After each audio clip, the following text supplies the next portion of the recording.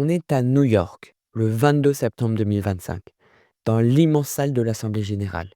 Les lumières se reflètent sur le marbre vert du pupitre. Les dirigeants du monde entier sont là.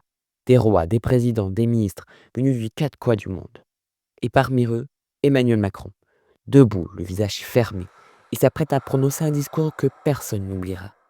La France va Je reconnaître déclare officiellement que la l'État France de reconnaît Palestine. Mais cette aujourd'hui histoire, elle ne commence l'État pas de aujourd'hui. Palestine. En 1920, la SDN, l'ancêtre des Nations Unies, organise une conférence pour ses pays membres dans le château de Dechavanne à San Remo, à environ 1 heure de Nice. Cette conférence porte sur l'attribution des territoires de l'Empire ottoman, comme la Syrie, la Mésopotamie et la Palestine. Après de longues discussions, la Palestine sera attribuée à l'Empire britannique, qui décidera de le transformer en un foyer national pour les Juifs. Ces termes avaient été prononcés en 1917 par Arthur Balfour, alors qu'il était secrétaire d'État des Affaires étrangères pour la couronne britannique. Le temps passe et on arrive en 1947 et les Nations Unies décident de répartir les territoires de l'ancien mandat britannique.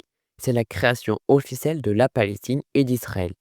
Les deux États se feront sans cesse des querelles et on arrive le 22 septembre Je 2025 déclare que à la la fameuse France ouverture de reconnaît l'Assemblée générale des Nations aujourd'hui Unies. l'État de Chaque Palestine. président explique un peu sa vision de la diplomatie et des relations internationales. Alors on peut se demander quel changement cela provoque. Tout d'abord, cela a l'effet d'une petite bombe dans le G7, car la France est le premier pays de ce groupe à reconnaître l'État. Mais cela provoque aussi une rupture avec son allié israélien. Mais d'après le discours du président, la France resterait fidèle à la Palestine et à Israël aussi. Quelques mois avant cet événement, le président avait exprimé son intention de reconnaître la Palestine.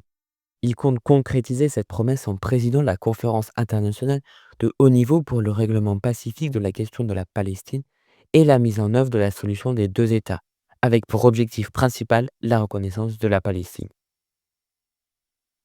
La reconnaissance de la Palestine par la France en 2025 marque un tournant stratégique.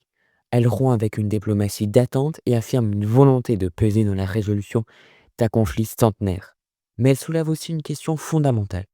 La paix peut-elle être imposée par des gestes symboliques ou nécessite-t-elle un engagement mutuel et durable des deux parties? La France a choisi de faire un pas, reste à savoir s'il sera suivi ou isolé.